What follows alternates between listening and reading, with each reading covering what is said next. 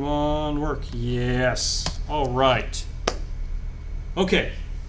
So we are back talking about our architecture of the Pentium 3 for our next project, or next assignment we're going to do for assignment 2. This architecture diagram hopefully has a lot of similarities with what you've looked at with the Tomasulu method. Namely, up here, you have your, right here you have your reservation station. Now you can't see my hand. Right here we have the reservation stations. We have different arithmetic units, AL units for data store, as well as floating point integer units, and then SC and MMX are other types of instructions. Notice that these, they go into the reservation station, they get sent to whatever piece of hardware can do the computation. There may be a memory order buffer as well as a data cache. This is for all your caching systems. If you don't know about cache yet, we are definitely going to get to it. I noticed that the reorder buffer has 40 entries, and this is that last thing I was talking about that's used to make sure that instructions are retired in the proper order. Okay, a little higher overview of what's going on. In order, you had instruction fetch, instruction decode, and that's going to be very similar, except for with the Pentium Pro, you remember there are CISC instructions. I was talking about a little previous that CISC instructions can be between 1 and 17 bytes or 16 bytes. So they're not very simple. And what the Pentium Pro did is they took the very complex instructions and just converted them into micro-ops, which are very small instructions, or very simple ones, similar to what we're implementing in the little computer. All right, so instruction fetch in this case is going to be 2 cycles because it has to read up to 16 bytes from memory, from IP, and ends up being that it can read multiple instructions as long as multiple instructions can be stored inside of 16 bytes. Decode ends up being 3 cycles, generating up to 3 micro-ops. The reason for that is once it has the instructions, they have to go to a, well, it's not up here, but we'll go look at the back here. Once it's been read from fetch, it's in this decoder, which may have to go into the ROM in order to figure out how to convert a CISC instruction into a micro or smaller instructions with the RISC instructions. Next comes renaming. It's going to have a table with source operand and the reg ID to locate basically in the reorder buffer. And that is what's going to be used. That's talking about with the renaming, as we did with the Tomasulu method. And then we are going to put into the reorder buffer that, hey, we are actually dispatching this instruction, or these micro-ops at this point. Rename table, index with the register ID, returns valid. If valid, the reorder will contain the value of the register. If invalid, the holds the value. No instruction in flight defines this register. Basically, the ARF is holding any temporary things that need to be moved into the different arithmetic units. Okay, so overview, the reorder buffer, it is a circular queue of the specified state, may contain multiple definitions of the same register, and that's perfectly acceptable. So what we're talking about here, reorder buffer, where we're going to store the micro-ops to make sure they're retired correctly. And it's actually going to communicate with the execute and min stage before and after the execute.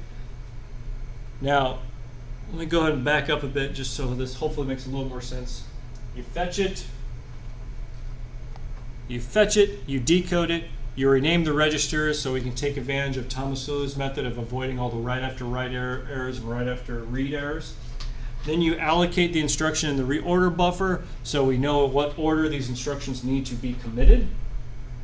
Once that is done, then the instructions are basically sent out in the field so that memory and execute can execute them in any order that they need or they desire according to the Tomasulu method. And then when they're finally done with that, they go back to the reorder buffer and hopefully it'll retire in the reorder buffer correctly. So let me go ahead and talk a little bit about execute. So when it goes into execute, keep in mind that execute and mem can happen in any order. It waits for all the sources to be available. It'll probably need to get it from, again, there's a bus that's in here communicating. It may need to get it from a different reservation station or from the register file itself. Goes ahead and executes the instructions once it can, and then writes the result back to the reorder buffer. In this case, the reorder buffer is handling the job of the bus that we were talking about last time, where it's going to keep track of what registers are what. Commit, that's the CT. Waits until head is done, aka that first instruction, and then it'll go ahead and start retiring them. If there is a fault, it'll initialize the handler, and the reason why it's initializing the handler here is that way it knows what instructions need to be fetched or rolled back if there's an exception in the middle of all this. Yeah, otherwise write the result to basically the register file, and then deallocate the entry from the reorder buffer so more entries can be allocated to it. Yes, Matt? You okay? Mm-hmm. Okay. Lay bounce back in case we have a question. Nope. Okay, great. So register renaming. Let's go ahead and give an example. You're going to have to implement this in your code because your lab 2 is going to be basically implementing the Pentium Pro Architecture but using the little computer instructions. Excuse me. So let's go ahead and look at the left.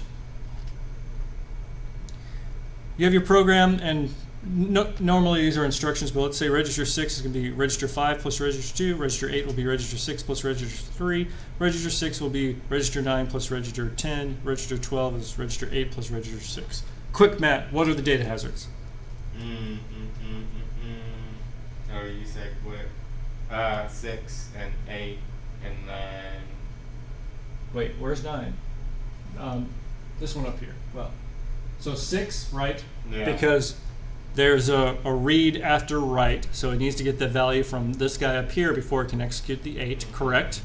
And then you said, what was the other one, 8? Yeah, so there's another read after the write up here, so again, it needs to make sure that's hooked up correctly. What other hazards exist? Number 1 up there.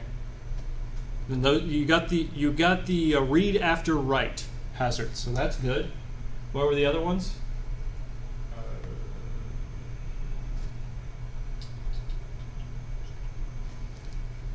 So it can be a little tricky. All right, so you got the read after write. That's the intuitive one because that's the one you've been thinking about in the in order. So that's a read after write. What would be a write after? 6 after the R8 equals R6 plus R3.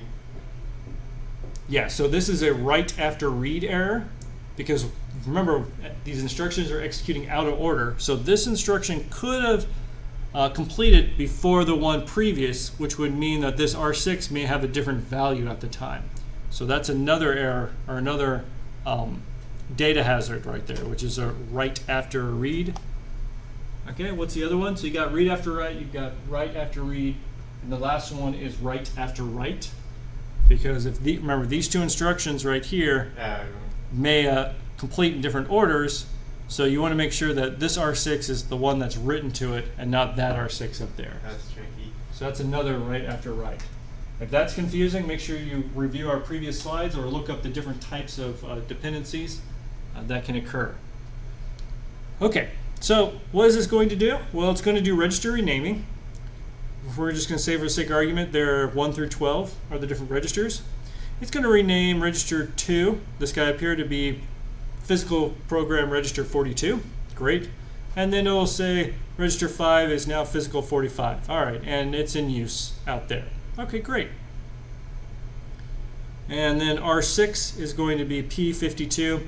So what the renaming or register renaming is literally doing is taking this instruction and then renaming it to essentially higher numbers. 52 equals 45 plus register 42. Okay. We'll go ahead and do the next one. Notice that R8 is R6 plus R3. Well, R6 is already 52, which is this one up here, so we're good. And R8 is 53, but we're going to have to add register 3, which hasn't been allocated yet. And I guess we're going to get to that in a moment. And then the next one, R9, still is R9 plus R10 as well. And then the last one, R8 plus R6, because those are being written to. Okay. We'll have these physical registers. It looks like it did not do R3, R9, or R10, and probably the reason for that is those are just being read to. They're not having any hazards associated with them in this program.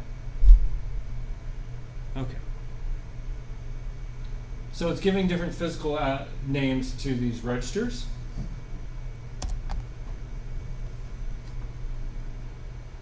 So the question here is what's impact of what? Misspeculations or exceptions? So if an instructions need to be flushed from the pipeline, rename mappings must be restored in a point of restart.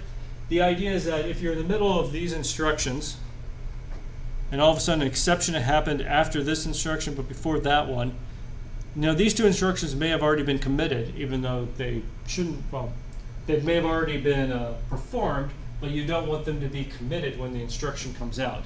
This is the reason for the rename table and the reorder buffer, which are used to recover it. Now, I'm not going to ask you to implement exceptions because it's going to get really, really hairy. But I want you to at least implement the rename tables inside of it and the reorder buffer so that you at least understand how complex this gets. So 2 recovery approaches. The simple, slow one, wait until the faulting misprediction instruction reaches retirement and then stop. Flush all speculative register definitions by clearing all the rename table valid bits. The complex and fast one is checkpoint the entire rename table anywhere recovery may be needed. As soon as the misspeculations detected, recover the associated with PC. AKA the second one is you keep a lot of records of everything, while the first one is wait, stall, and then do it. I'm not going to ask you to do either one. We're just going to talk about it. So what's the trade-off here between the rename table, flush, and checkpointing? Oh, okay. I just told you, but go ahead, Matt. What are they? If you flush something, you gotta reload it. All right. Yes. When will you use one over the other? That's the question.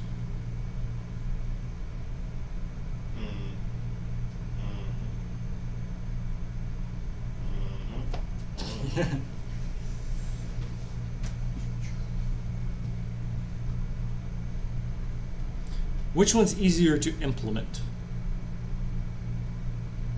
The flushing. The flushing, right. Good guess. Hopefully, flushing's easy. What would be the advantage of checkpointing then? As I just stated. Basically, it'd be fast. But which would take up more space on your chip to do? The checkpoint. The checkpointing. So if you're having area problems, you do not want to implement checkpointing here. All right. Well, if another instruction being renamed needs to access a physical storage entry after it's been overwritten. Another instruction being renamed needs to access a physical storage entry after it's been overwritten.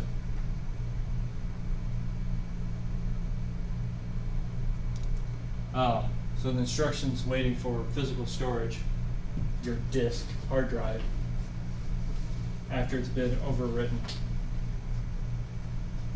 Well, you gotta roll that back. All right. Can you rename memory? Define renaming.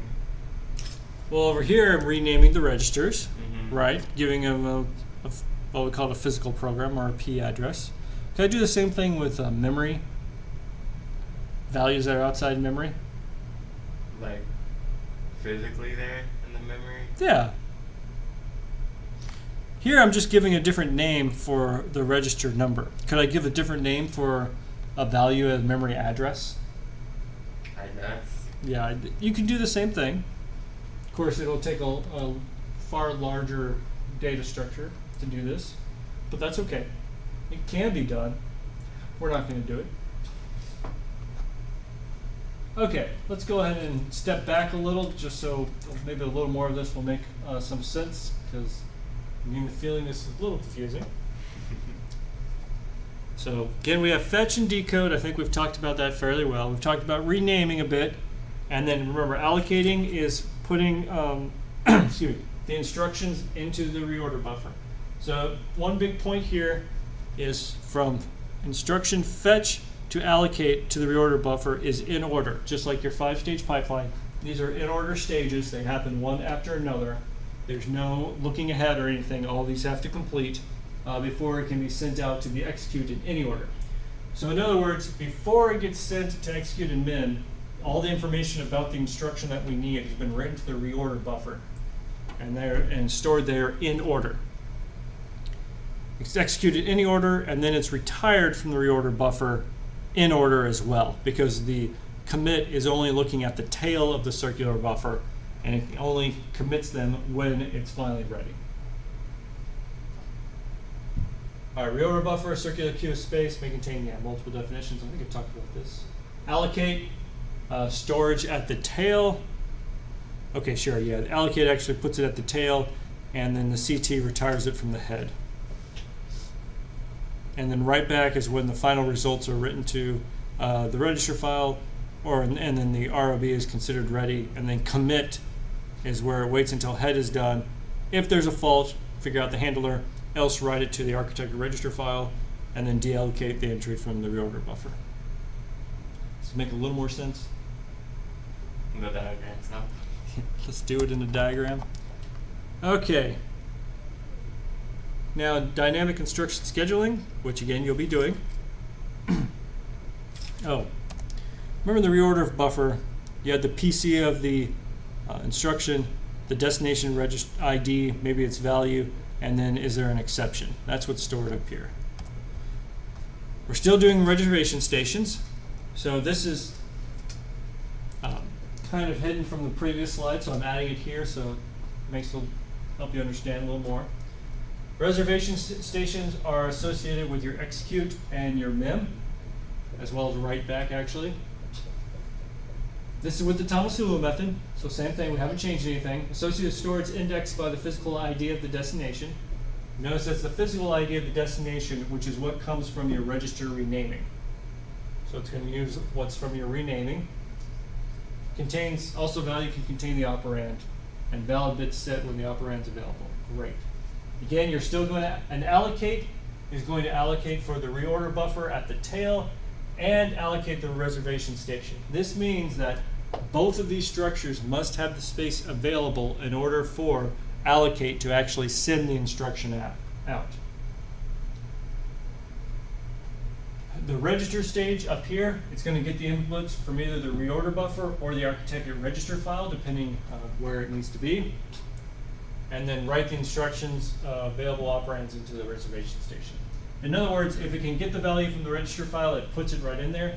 Otherwise, it records what that value needs to be from the reorder buffer, and the reorder buffer is going to tell you later what that value is. When you're done in write back, you write the results to the reorder buffer and then broadcast it to any reservation stations, aka a bus, with the physical IDs of the destination register, and then deallocate the reservation station entry. Any questions about this, Matt? Because you'll be implementing this. No. Oh, you're good? Yeah. No, awesome. I'll bug you in your office, Peter. All right, and Bart, I don't see anything. Okay. Sorry, Bart, I can't put up sound for you, simply because of how this works out. All right.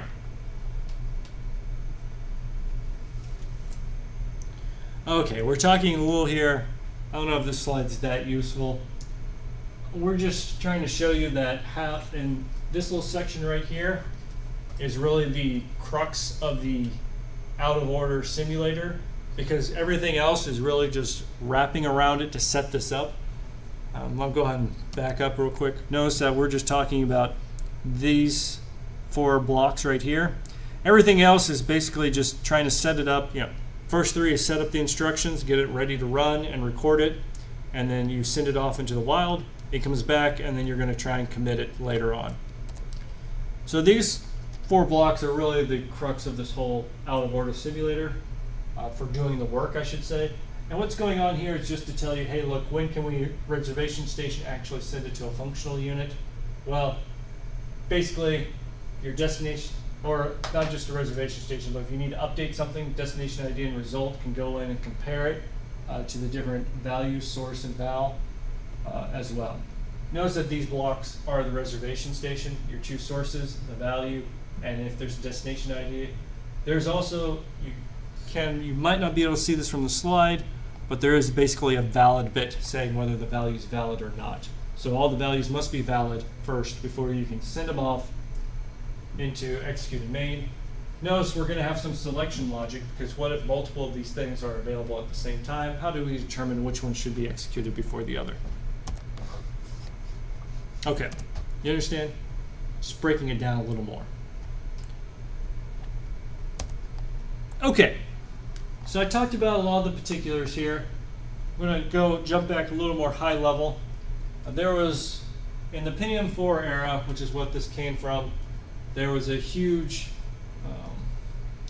what should I say, competition here between AMD and Intel.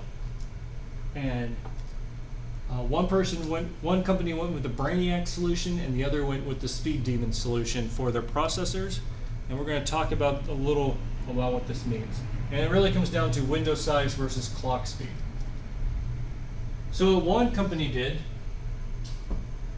namely AMD, is they increased the number of reservation stations that were available. And what this allows is you can push more instructions that are allowed in the processor. And that way the processor can look down more instructions to see what could be executed and what can be executed in case you're waiting on something else to complete. So it has a longer broadcast path, more capacitance and slower signal propagation, but you might be able to extract more ILP because you may be able to, for example, be able to execute instruction 5 or 6 instructions down, as opposed to the Speed Demon, which may only be able to look down 2 or 3 instructions. So the Speed Demon, shorter broadcast paths, which means that your clock rate can be higher, and less capacitance, faster signal propagation, but less ILP extracted. So here's the big question. When is one better than the other? That depends. Nice. Nice. What does it depend on? What's the ILP mean again? Instruction level parallelism. If you're trying to run something that's really parallelized. No. No? No. Brainiac. You can look at a large number of instructions. We'll say 15. You can look at 15 instructions and decide which ones can be sent. But your clock rate is low. Speed Demon. You can only look at maybe 3 or 4 instructions, but your clock rate is much higher. So which one of these two does an individual instruction once it's in the execute stage and ready to go? Which one runs faster? The Speed Demon. The Speed Demon, right. Which one of these two can figure out a better parallelization of instructions? The Brainiac. The Brainiac one. So when would one be better over the other? If you're...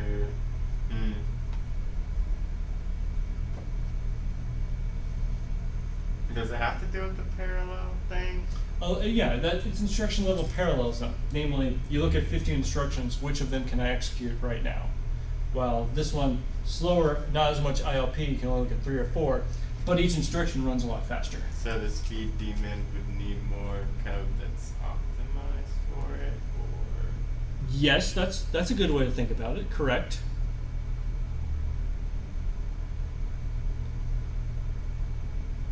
That's actually that's a good observation. The Brainiac is better at dealing with unoptimized code because it can look at the instruction window better. The Speed Demon would need more optimization. So, okay, here we go.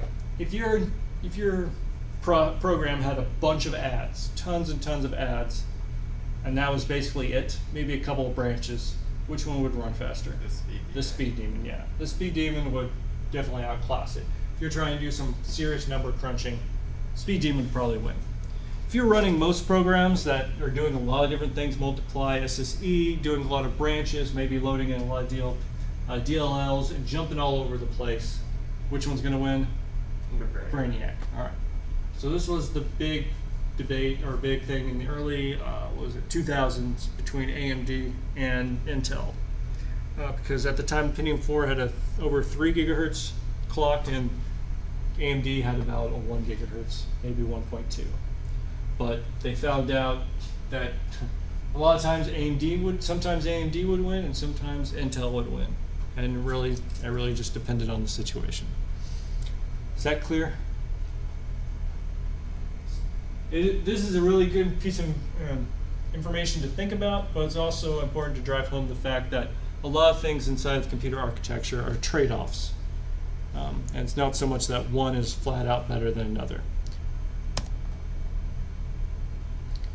Okay, so what are the impact of misspeculation? All right, what happens when we misspeculate a branch? Well, we have a more complex pipeline, and you are going to be doing branch prediction with speculation. So if you misspeculate, you need to flush your reservation stations. Otherwise, you might have storage leaks. This can happen. The alpha, I've been mentioning the alpha a lot. When it comes down to out of order processors, the alpha has been pretty much declared the single threaded processor of all time. That's why we say it a lot. We come up with it or mention it a lot. But the alpha would flush the instruction window to reclaim the reservation station. The Pentium 3 said it did a live lock, deadlock detected that would recover from this failure scenario. There's different things you can do. Typical, you could checkpoint and then try and recover. AKA, it gets really ugly really fast. Okay. Ooh, what bug is this? What was that? A bug. All right, optimizing wake up. This is when you have reservation stations and you all of a sudden realize, okay, wait, one of these instructions can finally execute. Valueless reservation stations, you basically can hold the values in memory constantly and then wake up only what the control code is. You can pipeline it. You can cluster your instruction windows. Allow some to be close to your execute stage, others to be far away for a clock boost. Do you know why that's important? So, at 1 gigahertz, light travels 11 inches every clock cycle. So at 3 gigahertz, it's going to travel 4 inches. And that is going to not be very far on your chip, which is going around like this all the time. Okay? Okay. So if your reservation station's close to the execute, then it has less distance to travel to get to it, which means it'll take less time. You see what I'm saying? Yeah, this is literally a problem in chips nowadays, is that the speed of light is just way too slow. Optimizing selection, let's see, reservation station banking, associate group with the functional, right, so what you can do is, right now I've talked about one reservation station for all of them. In Tomasulu one, we did talk about banking, or I showed those in my pictures where I put a reservation station for each functional unit. That's also a way that can optimize selection and help with a couple of things. Okay, good, valueless. Do we need to know the value of a register to schedule its dependence? No, we simply need the dependencies and the latencies. AKA, right, okay. Yes. Valueless reservations only contain the required info, so dependencies. Yeah, so you have valid, is this register valid yet? Because it's coming from the ROB, or maybe it'll be stored somewhere else. You just need to know when everything's valid and ready to go. Just send it off. You can get the value from somewhere else as long as you know that that valid is legal. Maybe access the register file later stage after selection. So the reservation station is smaller, which always improves speed. Small is fast, big is slow. I feel like I should first. Okay, we don't need it. Yeah, it just simplifies it. Knows the value is not in there anymore. Okay, great. Pipeline schedulers. Do we need to know the result of instruction to schedule its dependent operations? Well, no. We only need to know the dependencies. So, let's see how to explain this one. We need to know the result of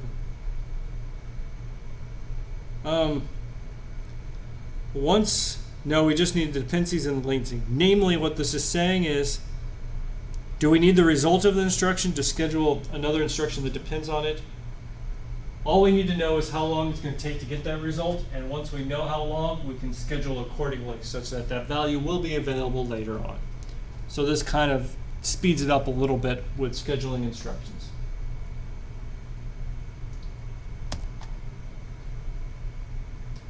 Yeah, there's a timer. You set the timer when the value will be ready, and then everything's valid, go. Let's see, clustered windows. All right, there's a lot of things, aren't there? Split the instruction windows into execution clusters. Okay, great. We're gonna skip that. All right, reservation station banking. This should be make more sense. Banking for the first functional unit, maybe your integer units, floating point units, whatever needs to happen. Keep in mind there is a trade-off with banking. Fewer selection candidates, which will speed up the selection logic, but maybe the instruction units are being loaded and you could use some extra reservation station for something else. In other words, you're not sharing the reservation stations. You're being very picky about where they go, which means that you might not be able to allocate certain instructions. So there's a little bit of a trade-off there.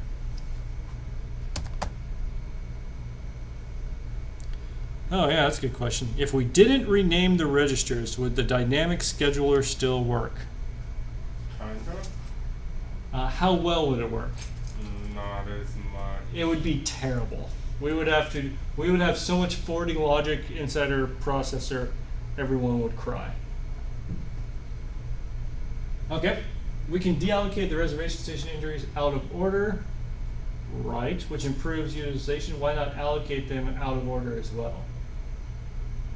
Can we allocate the stations out of order instead of in order, which is what we've been doing? Why not jumble up the order? Right, but if you look at, oops, here's our picture. So we're still going to put them in the reorder buffer in order, but we're just saying maybe it goes in the reservation station out of order. Is that still okay? I want to say no. Why not? Because couldn't you get some things written out of order if you do that? Potentially. I think I'd have to see an example.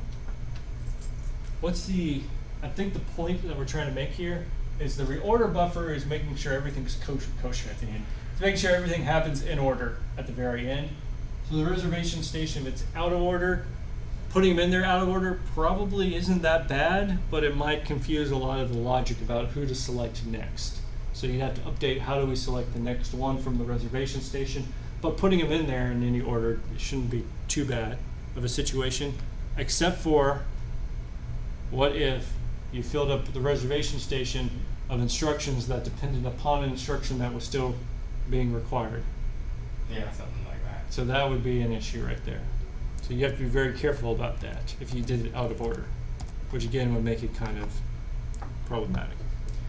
All right, and what about memory dependencies?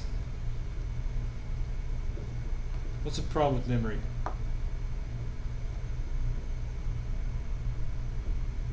It's slower than register. It's slower and unpredictable. We don't know how, it takes a long time and we don't know how long. So therefore a lot of the dependencies you could just be waiting for a long time. Okay. Let's see, memory dependencies, out of order memory scheduling. Dependencies are known only after the address is calculated. This can be handled in memory order buffer. When can memory operations be performed out of order? When they're not depending. Right, when they don't depend on one another. What does the MOB have to ensure? What's that? The Memory order buffer?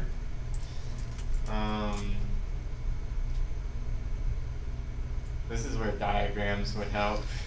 Yep. It's like I don't know what these words mean yet, but diagrams.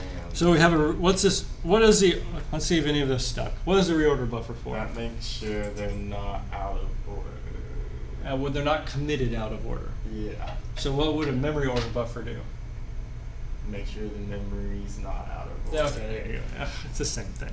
They're just making another memory order buffer for just memory, and then the reorder buffer would be mainly for execute. But you'd still have MOB for some of the reorder buffer. Okay, that's great. All right, back to, so hopefully this diagram makes a little more sense. Hey, look, there's a memory order buffer. Specifically for memory, because memory is slow. It does communicate back with the ROB for the final reorder buffer, but this one's just make sure that the memory comes in correctly. So let's start up on top. Fetch. You're fetching your instruction 4-way. Well, instruction cache. We haven't talked about the cache, so we'll get to that in a bit. Does hook up to the branch predictor. 3 parallel instruction decoder. It can decode up to 3 in parallel. Remember, this is CISC instructions, so it's going to possibly, each instruction could possibly take multiple micro instructions, micro ops. Goes into the rename and allocator, which reserves everything not only in the reservation station, but also in the reorder buffer.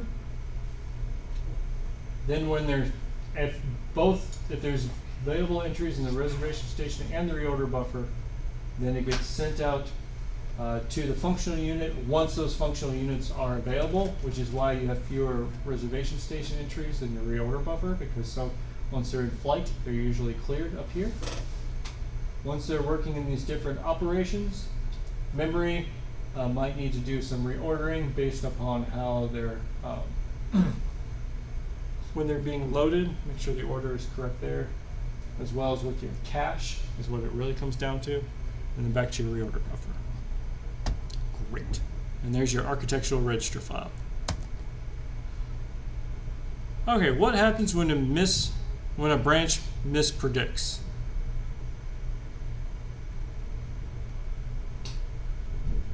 I like that first question.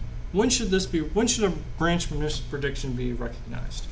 As soon as possible. As soon as possible. Okay, let me see if Bart has questions. Nope. All right. At what point is it recognized? Execute. What needs to be cleaned up? A lot. A lot, right? Yeah. Do you need to clean the instructions ahead or behind in the reorder buffer? That depends. The instructions ahead of it in the reorder buffer are the instructions that came before the branch, so you don't need to clean that. Yeah. So you want to wait till those are committed and then flush everything else. Oh, that doesn't sound too bad. No, that's why the reorder buffer's got your back, man. Okay. Yeah, when you do this project, get the reorder buffer up and running ASAP, because it's gonna save you in this thing. It's got your back. It's the master controller that makes sure everything's happening correctly.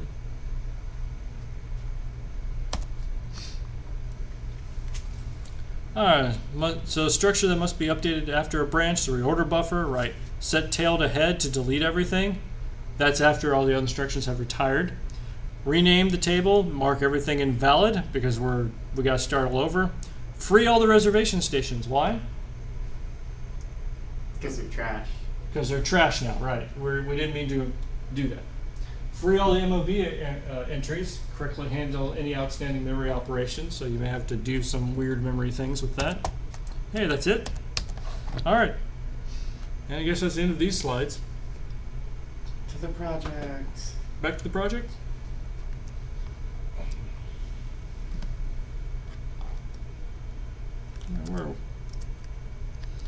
Okay. Back to the project. Let me go ahead and pause the recording. Oh, did I not record? Okay, good, I did. Phew.